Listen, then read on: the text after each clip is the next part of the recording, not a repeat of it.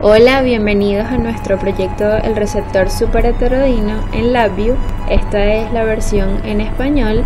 Aquí principalmente lo que vamos a explicar es la teoría del receptor superheterodino y de las modulaciones AM y FM. Vamos a explicar nuestra implementación en LabVIEW y la interfaz de usuario que creamos para el manejo correcto de este programa.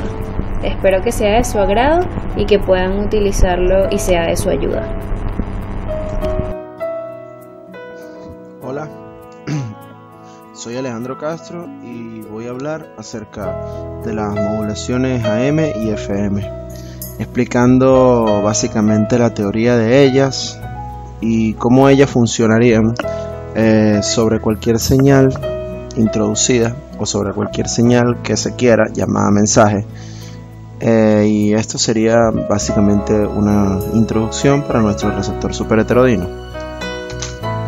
Primero que nada, empezando con la modulación AM, matemáticamente como creamos una señal AM es introduciendo un mensaje llamado x de t y efectuando una multiplicación en el dominio en tiempo con nuestra señal portadora. Cabe destacar que nuestra señal portadora siempre va a ser una señal sinusoidal, puede ser un seno, puede ser un coseno. En este caso, aquí podemos notar que es un coseno, esta sería nuestra portadora. Una vez que hagamos esa multiplicación, añadiremos mediante una suma nuestra portadora a nuestro resultado. Y una vez que finalicemos esa suma, tendremos nuestra señal XAM. Podemos notar que nuestra señal XAM está en la parte de abajo, un ejemplo de una señal cualquiera, teniendo esta forma de montaña, una semimontaña, que sería nuestro mensaje, que está centrado en la frecuencia de la portadora, igual que aquí, y nuestra portadora sumada, que sería el delta, de hecho aquí está carrier, portadora, que sería el delta, en su respectiva frecuencia, obviamente en el dominio de frecuencia. Una vez que nosotros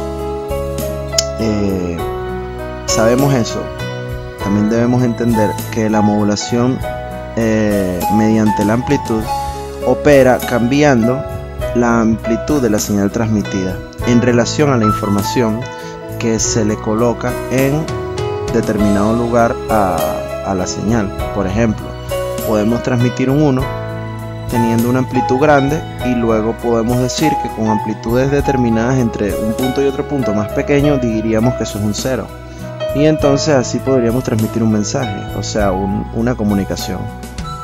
Luego tenemos que cuando una señal se modula, que es cuando puede estar en el aire, cuando ya puede ser transmitida mediante un medio, una vez que tenemos la señal modulada podemos controlar un parámetro que se conoce con el nombre de índice de modulación. ¿Qué es esto? El índice de modulación es nuestra caída entre cada cresta positiva de la onda, es decir, con un 50% de índice de modulación, con un índice de modulación de 50 comprendido entre 0 y 100, tenemos una caída media aquí entre dos crestas positivas de nuestro mensaje, tenemos una caída leve. Luego, con un 100% de índice de modulación, que es el máximo posible en términos de eficiencia, sería el mejor índice de modulación que podríamos tener, tenemos una caída perfecta. Y luego tenemos una sobremodulación, un índice sobremodulado, que son 150% de índice de modulación, que ocasiona que nuestra caída, que en teoría debería máximo llegar hasta 0, se extienda hasta la parte negativa, y nuestra otra caída que debería llegar hasta 0 como máximo se extienda hacia su parte negativa también, que en este caso es 0,5, y se solape la información entre ellas, de modo que se distorsiona el mensaje. Entonces, ahorita, continuando con FM, ahora, la modulación FM en frecuencia en telecomunicaciones consta de que siempre existe una información codificada en una onda portadora variando la frecuencia instantánea de dicha onda, y esas variaciones de frecuencia nos dicen cuando nosotros podríamos tener un 0 o un 1. Es decir, por ejemplo, en esta onda de aquí arriba, con amplitud constante en todo su recorrido, tenemos en esta parte una frecuencia, pongámosle F1, al igual que en esta parte, pero en esta parte tendríamos una frecuencia diferente, una F2, igual que en esta parte. Entonces nosotros determinaríamos cuándo nosotros queremos transmitir un 1 o cuándo nosotros queremos transmitir un 0, y de dicha manera una comunicación entre dos puntos basándonos en la frecuencia en dicho recorrido. Por ejemplo, digamos que esto es un símbolo y que esto es otro símbolo.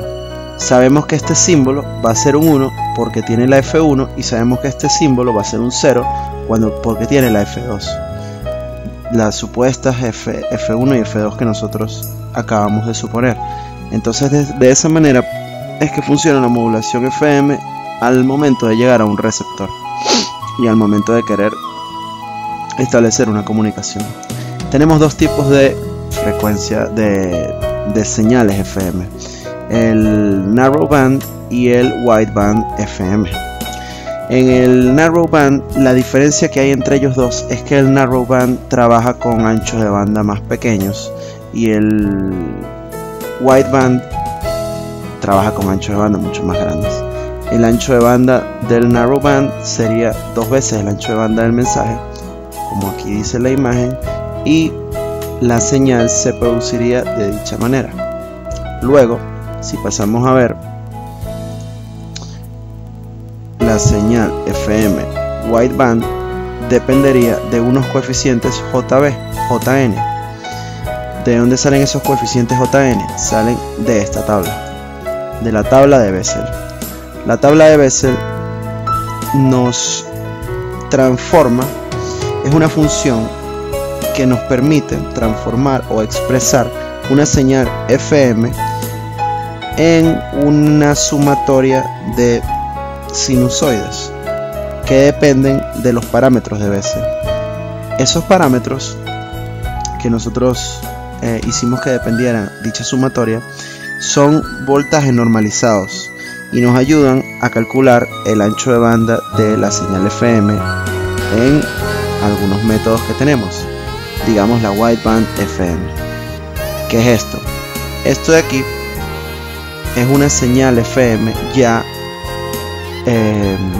expresada en forma de Bessel.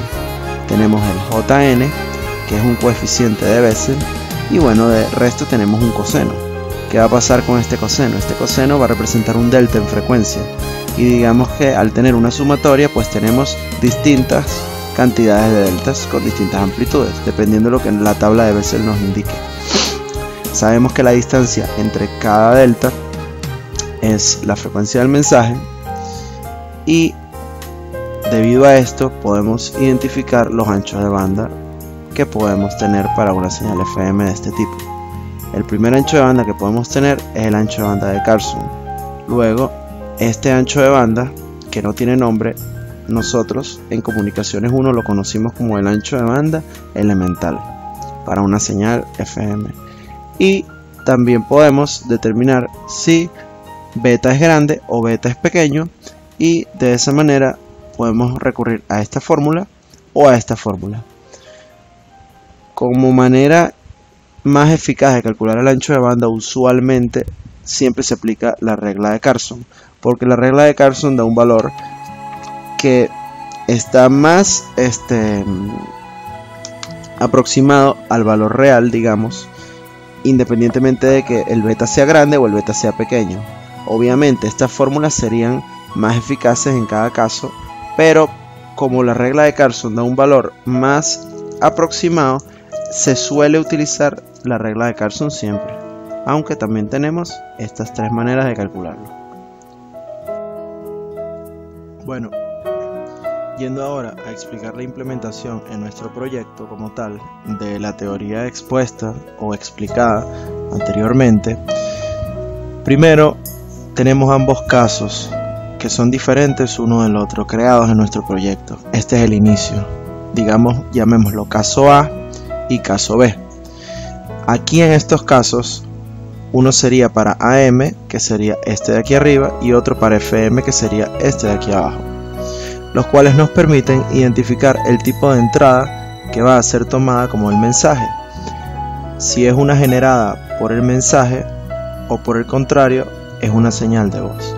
Es decir, podemos generar una entrada que sería una señal sinusoidal o un tren de pulsos cuadrados, por ejemplo, con este generador de ondas, este generador de funciones, que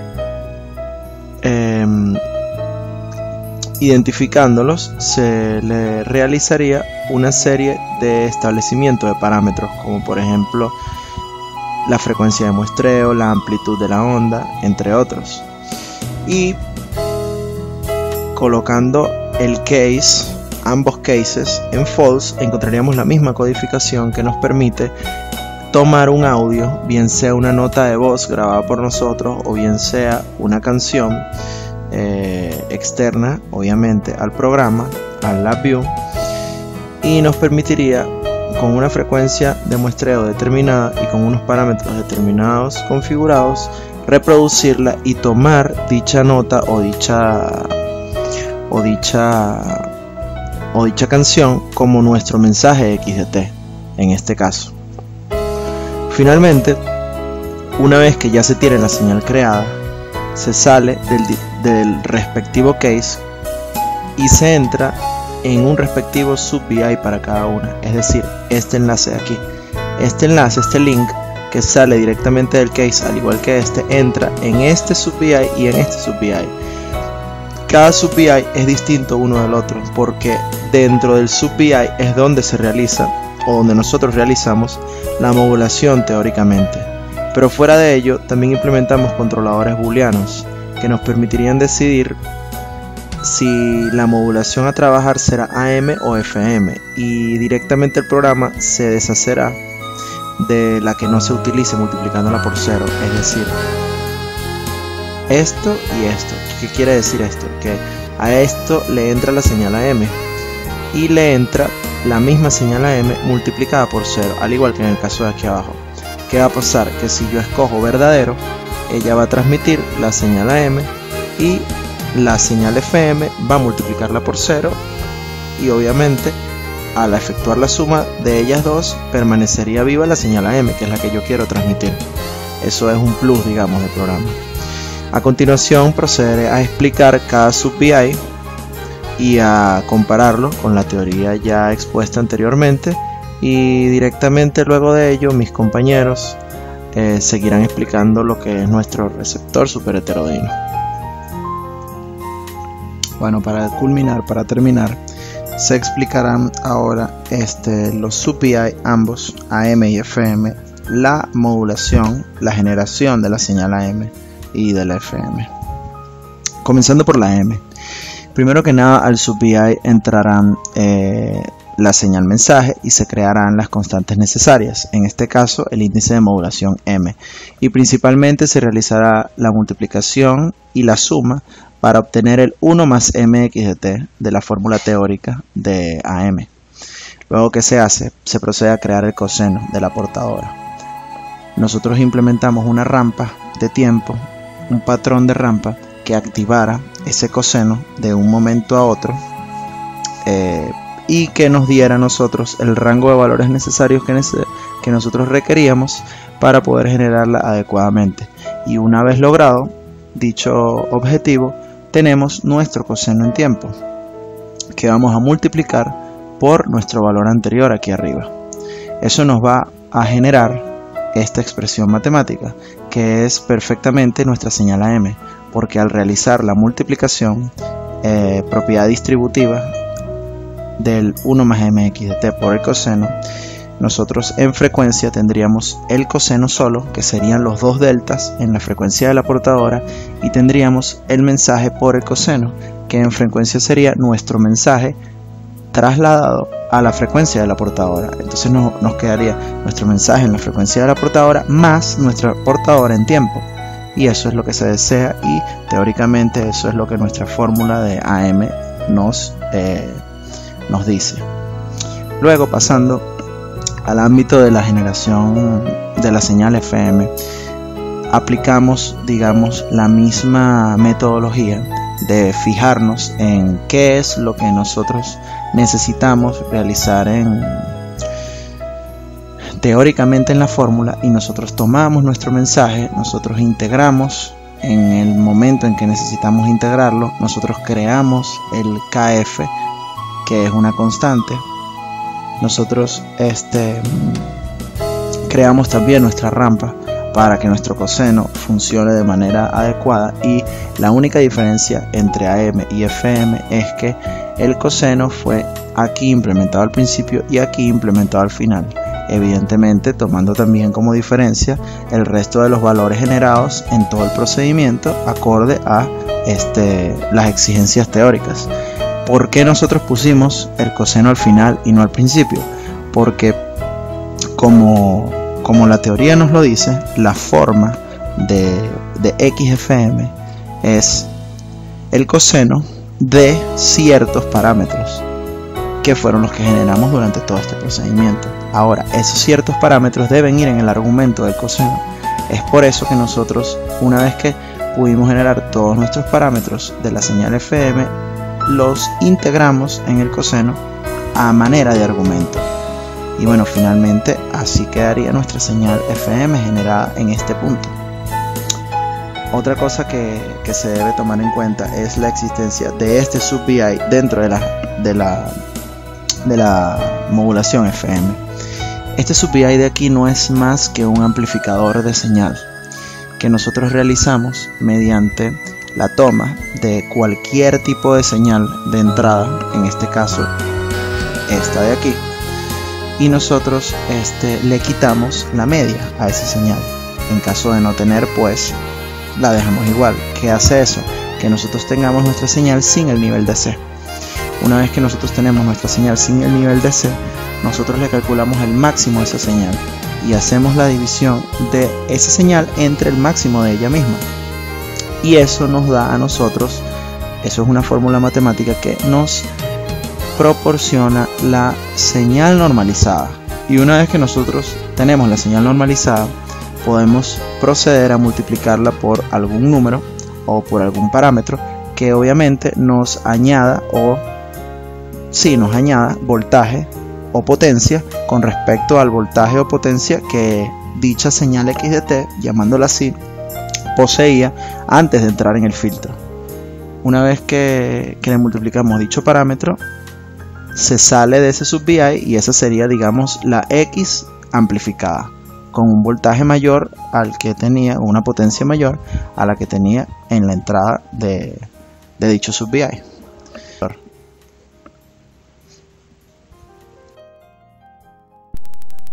Hola, mi nombre es Cleiderman Guerrero.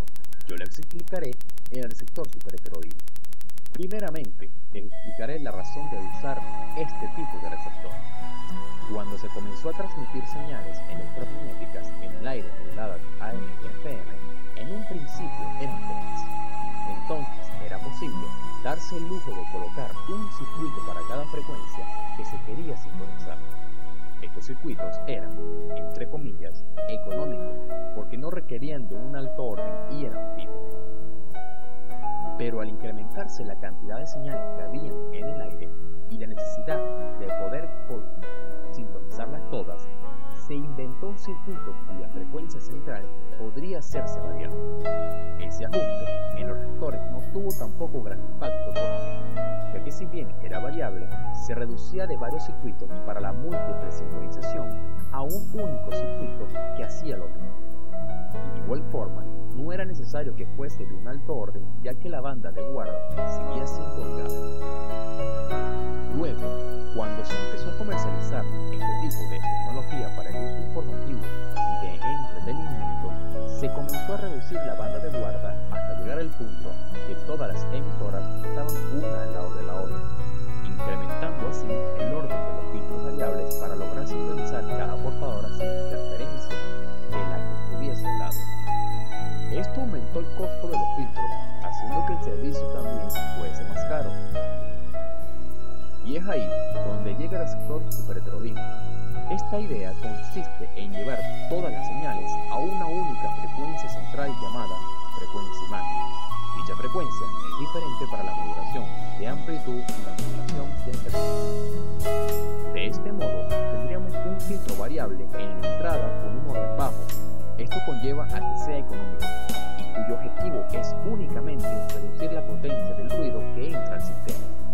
Luego, a la salida de este filtro, tendremos un mezclador que poseerá una frecuencia igual a la suma de la frecuencia de la portadora y la frecuencia imagen. De este modo, el filtro de frecuencia imagen se podría hacer de un orden bastante alto para obtener el mejor filtrado de la señal que queramos utilizar, solucionando así el problema de la estrecha banda de guarda con un filtro. A continuación, les mostraré unos gráficos para entender mejor esta tecnología. Para el caso AM, tendremos un filtro variable pasabanda de orden bajo y cuyo ancho de banda es de 10 kHz. ¿Podría ser mayor?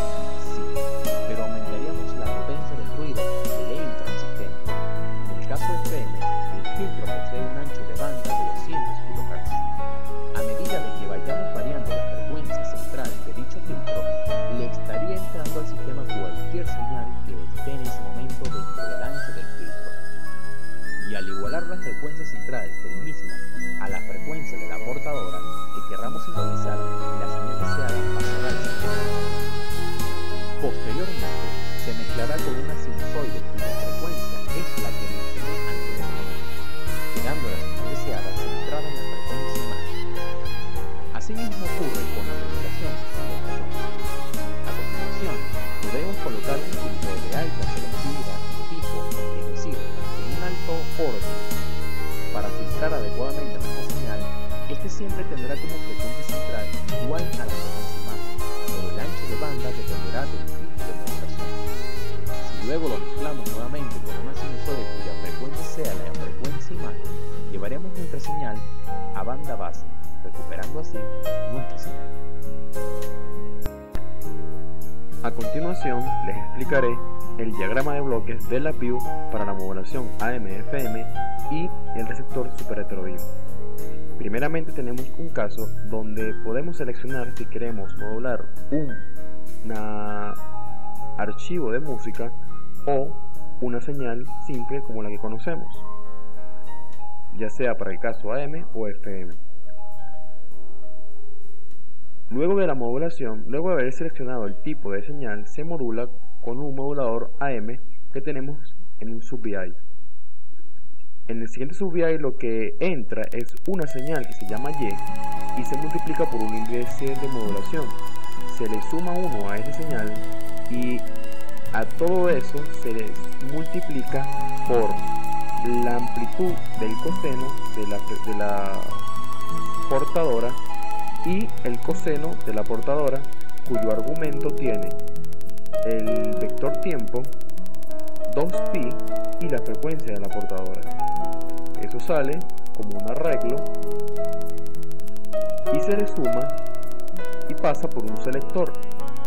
El selector, según lo que escoja el usuario, puede encender o apagar la señal AM. Si la apaga, sencillamente se multiplica la señal por 0 y lo que sale acá es un 0. Ok, luego en la modulación FM también tenemos de la misma manera un sub-VI. La modulación FM se hizo de la siguiente manera: entra una señal que se llama XDT. Esa XDT se integra desde un valor que va desde 0 a t y luego de eso se pasa por un amplificador. Ese amplificador también es otro sub-VI. Lo hicimos por una fórmula que consiste en normalizar la señal mediante teoremas estadísticos, que es calculándole la media al mensaje, se le resta la media y luego que ya no tenga media se le calcula el máximo.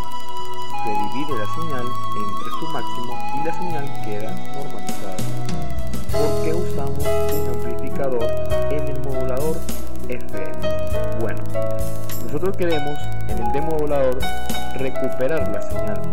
Entonces, para poder recuperar la señal, nos conviene que el valor de la integral no sea un valor tan alto, ya que cuando el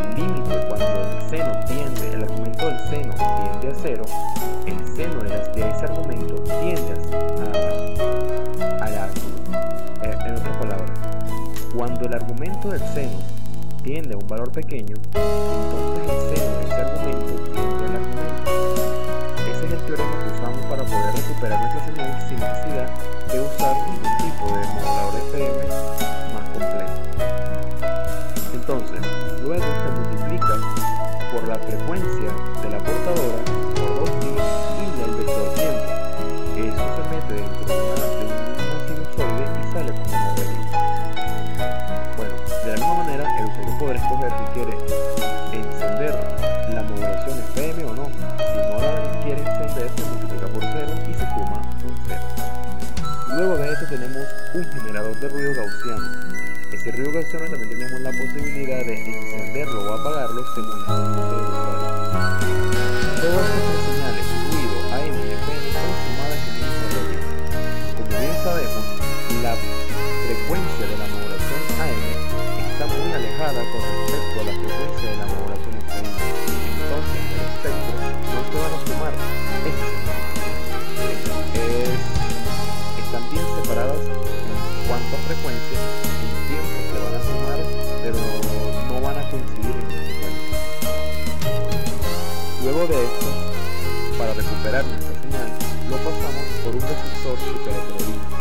Este receptor superheterodino le entra una serie de parámetros que son según el caso que el usuario quiera escoger en el receptor, ya que nosotros hacemos esta simulación lo más parecido a la realidad, es decir, como si fuese un radio, por ejemplo, de un carro de una persona, y esa persona quiere escoger sintonizar emisoras FM o AM, y ella misma se encarga de sintonizar esa emisora. Entonces, por medio de un control se pasa la frecuencia de la portadora y se ajustan los valores para pasarlo al sub-PI del receptor superheterodino. A ese receptor superheterodino, asimismo, se le pasa cuál va a ser su frecuencia IF, ya que para la modulación FM es distinta para la modulación AM, y así sucesivamente. Bueno, ahora veamos nuestro receptor superheterodino. El receptor superheterodino tiene en la entrada el arreglo de las señales sumadas AM, FM y el ruido. Este se filtra por medio de un filtro pasabanda de un orden relativamente bajo. Podría ser menor, sí, podría ser de 3, podría ser de 2. Al principio, en la entrada, no importa el orden de este filtro, ya que no nos interesa que la señal se filtre adecuadamente, solamente nos importa que se limite la potencia del ruido. Eso es todo. Bueno, la frecuencia de corte de este ruido, de este filtro, van a depender del ancho de banda del tipo de modulación. Luego, a la salida del filtro tenemos un amplificador, y luego de eso tenemos el oscilador local. Se multiplica por el oscilador local, que viene hecho por un arreglo que se hizo dependiendo del tipo de modulación que tengamos. Esto fue un arreglo que se hizo para poder hacer la simulación. Y luego tenemos el filtro I. El filtro I, si es alto selectivo, puede ser 5 o puede ser mayor, y si nos interesa que sea bastante alto, ya que aquí es cuando queremos filtrar la señal adecuadamente. Luego de esto tenemos un amplificador, y luego tenemos el mezclador a la frecuencia I para llevar nuestra señal a banda base.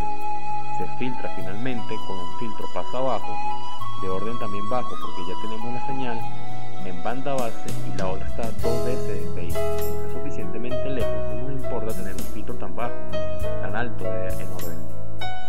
Y luego posteriormente pasamos por un amplificador y bueno, recuperamos la señal como un arreglo en la salida. Finalmente lo pasamos por un amplificador que modular el dispositivo de volumen de un receptor de radio. Y bueno, lo graficamos. Esto es todo.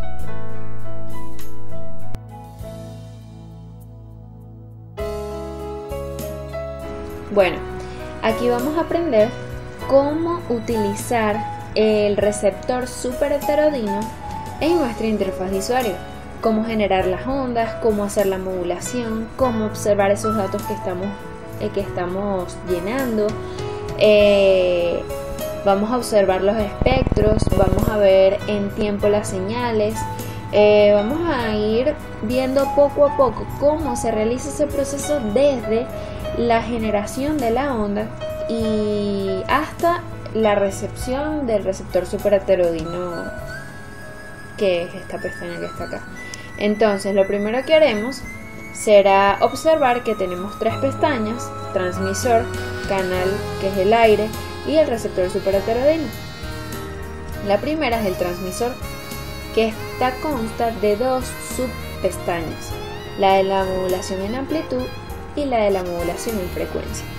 Entonces la primera decisión que vamos a tener que tomar es qué tipo de modulación queremos hacer, si en amplitud, si en frecuencia o si la queremos hacer en ambas a la misma vez.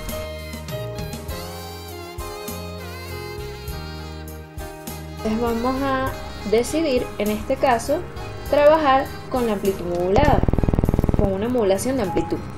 Entonces lo primero que haremos es darle clic a este botón que se ponga en verde fosforescente, y eso va a significar AM prendido. Si está apagado, entonces la modulación AM no se va a llevar a cabo. La segunda decisión, vamos a prenderla. Ok. La segunda decisión que vamos a tener que tomar es qué tipo de onda o de dónde se va a generar esa onda que va a ser recibida por el receptor super heterodino. Entonces, en nuestro caso tenemos dos opciones de generación de las ondas. Podemos generarlas nosotros mismos con un generador de ondas, donde vamos a introducir el tipo de onda, la amplitud de la onda, su fase y su frecuencia, o podemos introducir una señal que esté en nuestra computadora, como por ejemplo una canción. Entonces, para hacer esa decisión, para comunicársela a este programa, a este proyecto, tenemos este switch que está acá, que va a significar, si le damos hacia arriba, va a significar una onda generada por el generador de ondas, y si le damos clic y está hacia abajo, va a significar un archivo de sonido que tengamos guardado. Entonces, una vez sabiendo esto, vamos a hacer el ejemplo para generar una señal que se va a modular en amplitud, y esa señal va a ser transmitida por un generador de ondas. Entonces, lo primero que tenemos que hacer es decidir qué tipo de onda vamos a hacer. Vamos a usar una onda triangular, una sinoidal, una diente de sierra. Bueno, en este caso vamos a utilizar una sinoidal. Vamos a ponerle la amplitud de la onda aquí, vamos a poner la amplitud 1 y vamos a ponerle la frecuencia de la onda que nosotros queramos. Pero ese nosotros queramos no es totalmente libre. ¿Por qué? Bueno, porque hay un límite que es desde 0 hasta 5 kHz, que fue lo que nosotros programamos en el diagrama de bloques. ¿Y por qué este ancho de onda tan reducido, por así decirlo? Bueno, porque la voz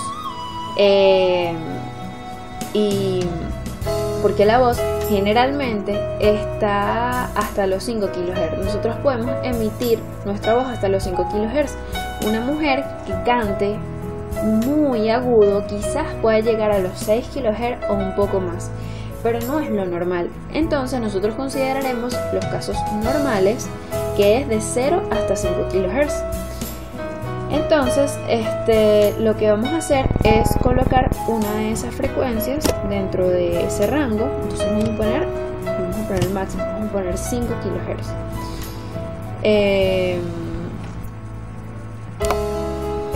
Y vamos a colocar acá abajo en los datos de la modulación vamos a llenar estas casillas que están acá con esos datos que nosotros vamos a introducir para la modulación, como por ejemplo la frecuencia portadora, el índice de modulación, la amplitud de la portadora. Hay una cosa que hay que aclarar aquí en la frecuencia de la portadora. Bueno, ustedes saben que teóricamente para que una señal pueda ser modulada, la frecuencia de la portadora tiene que ser 10 veces mayor a la frecuencia del mensaje. Es decir, que si nosotros estamos trabajando con una onda que está siendo emitida con una frecuencia de 5 kHz, mínimo para que pueda ser modulada tiene que introducir un valor de 50. Pero en este caso no va a ser así, porque estamos trabajando con un ancho de banda comercial AM. Ese ancho de banda va a ir entre 535 y 1710 Hz. Entonces esta frecuencia de portadora va a estar dentro de ese rango. Vamos a colocar una que esté dentro de ese rango. Vamos a poner 600. Luego vamos a poner el índice de modulación, vamos a colocarla en 1 y en la amplitud de la portadora vamos a poner 1. Entonces vamos a proceder a correr el programa para ver los resultados en estos paneles que nos van a mostrar las gráficas en tiempo y en frecuencia de las señales antes de la modulación y después de la modulación. Y así vamos a ver qué queda. Los espectros de la señal. Vamos a ver aquí la señal antes de la modulación. Esta es en tiempo, la señal sinusoidal que generamos con la frecuencia de 5 kHz, y aquí la vemos en frecuencia. Como vemos, el centro del espectro está centrado en 5 kHz.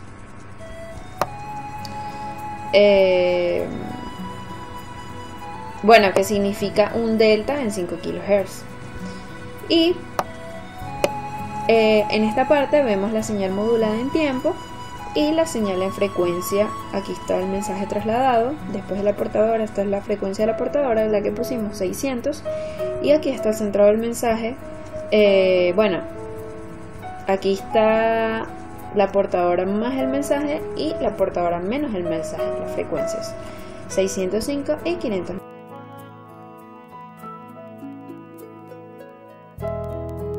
Ok, entonces como ya hicimos la parte de amplitud modulada, de trabajar con la señal y modularla en amplitud, ahora vamos a hacer lo mismo pero para hacerlo en frecuencia, de manera que cuando vayamos para la pestaña que dice canal, veamos solo AM, luego solo FM y después veamos ambas, solo AM y FM juntos.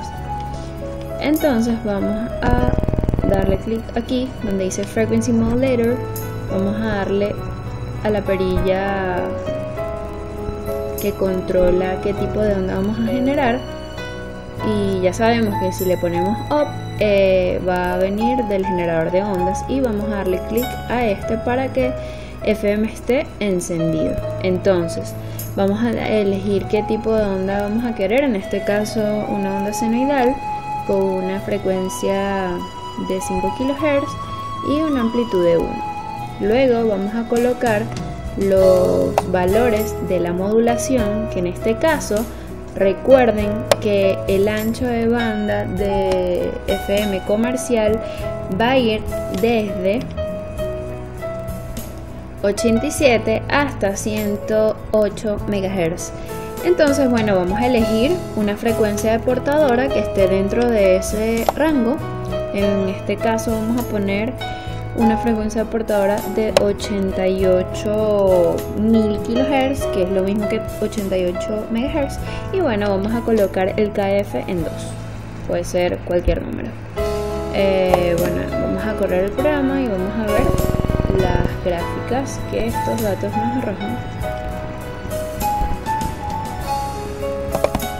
Entonces, bueno, aquí vamos a ver cómo se comportan estas señales antes de la modulación. Aquí la podemos ver así como vimos en el caso anterior.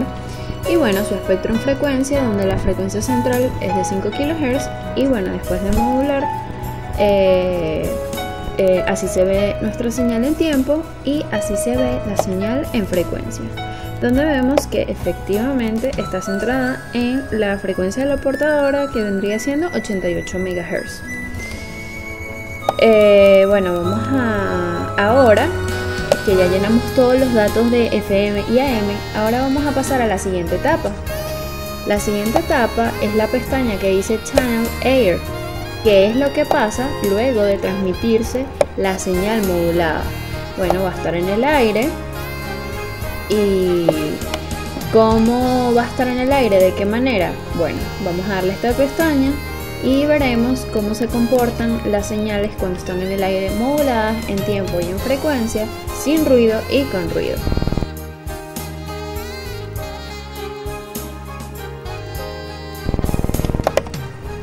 Aquí podemos ver, si le damos clic acá donde dice Channel Layer, como dije anteriormente, va a haber esta perilla que va a controlar el ruido. Si yo le doy clic, no le agrega ruido a nuestra señal, y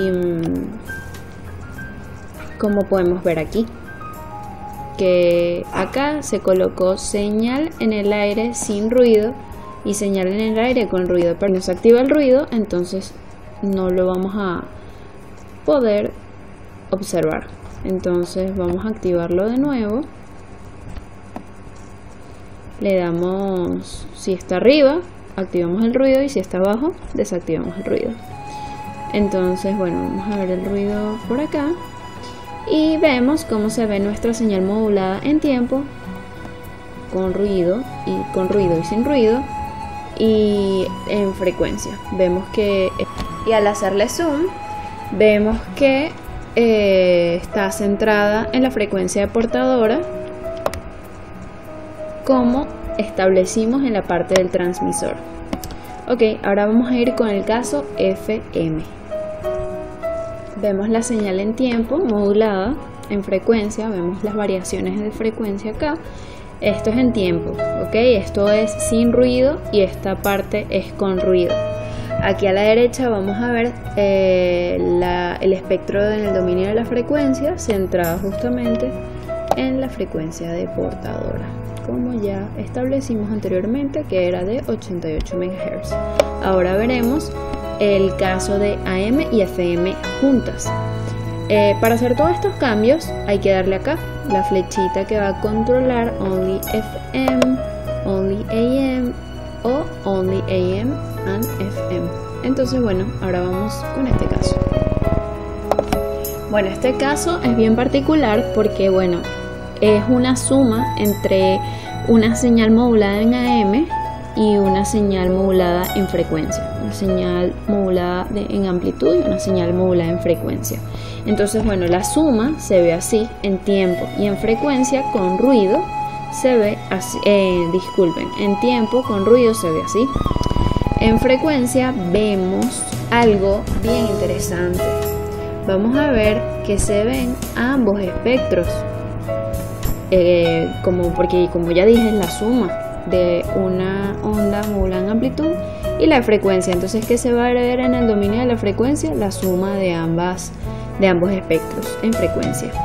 El que está acá es de la modulación AM, porque la frecuencia de portadora es menor a la de FM debido al ancho de banda comercial de ambas. Acuérdense que en AM el ancho de banda comercial que se utiliza son en kilohertz y en FM es en megahertz. Entonces bueno, por eso es que se ve tanta separación entre ellas, y vamos a hacerle un zoom para ver que efectivamente esta está centrada en 600 kHz porque es la de la amplitud modulada, y esta va a estar centrada en 88 MHz porque es la de frecuencia modulada. Entonces vamos a hacerle zoom para verlos mejor.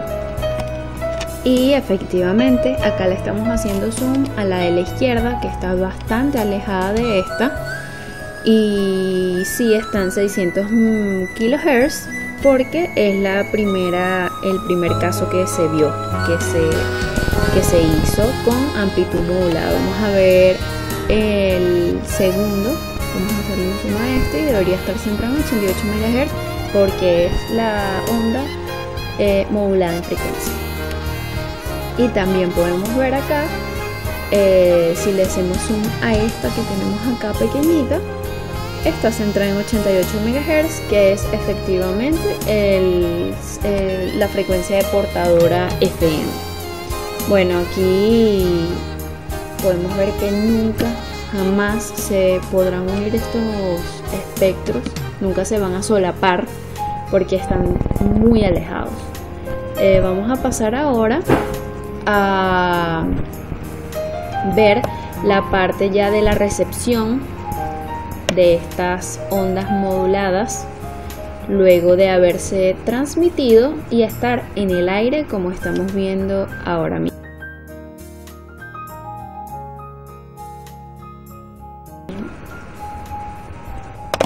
Finalmente pasamos a la pestaña del receptor superheterodino que está acá. Y bueno, para poder empezar a controlar este receptor superheterodino y que nos muestre la señal recuperada, tenemos que elegir qué tipo de modulación queremos ver la señal recuperada, si FM o AM. En este caso vamos a ver FM primero. El tuner lo tenemos que sintonizar a la frecuencia portadora, que como ya vimos es 88 MHz. Lo colocamos en el transmisor y ponemos el volumen en lo máximo. Podemos ponerlo en cualquier valor pero distinto de 0, porque si lo ponemos en 0 estaríamos multiplicando la señal de salida por 0 y no es lo que queremos. Entonces la amplificamos y podemos ver aquí la señal recuperada en tiempo. Vemos que tiene algunas atenuaciones. Todas estas atenuaciones son por los filtros y las amplificaciones. Entonces, bueno, ocurren ciertas diferencias aquí con la señal original, pero es una buena recuperación de señal y la podemos ver en frecuencia también, donde aquí es que verificamos que exactamente es la señal recuperada porque está centrada en 5 kHz. Vamos a ir con la caso AM para ver cómo nos da y volvemos a hacer lo que hicimos para FM. Colocamos acá la frecuencia de portadora que pusimos en el transmisor, la sintonizamos, se va a sintonizar acá, son 600 kHz. Hay que estar pendiente de estas unidades que salen aquí. Y bueno, vamos a amplificarla, vamos a ponerla en el nivel 10 y vamos a ver acá la señal recuperada. Entonces este es en tiempo y esto es en frecuencia. Como ya vimos, en frecuencia efectivamente son 5 kHz que lo pusimos en el transmisor en la parte de AM, y esta es la señal en tiempo. Esta diferencia acá se ve tan grande es por la respuesta natural y la respuesta particular que salen de los filtros después de que la señal pase por ellos. Esto se ve tan notable porque estamos trabajando con frecuencias bajas y en la realidad esto se trabaja con frecuencias en kilohertz y megahertz, y a nivel de interfaz de usuario nosotros se los estamos colocando como kilohertz y megahertz, pero realmente en el diagrama de bloques y en la programación no podemos utilizar magnitudes de kilohertz y megahertz por el muchísimo procesamiento que requeriría el programa para procesar estos datos. Entonces, bueno, nosotros trabajamos todo en hertz y por eso se ve esta diferencia bien grande. Y si trabajáramos con valores reales en kilohertz y megahertz, esto se viese tan pequeño. Claro, porque vamos a tener muchísimas más ondas acá y bueno, esto se vería muy pequeño. Y bueno, finalmente hemos llegado al final de este video y espero que les haya gustado, hayan aprendido acerca del receptor superheterodino y nuestra implementación en LabVIEW y cómo manejarlo. Muchas gracias.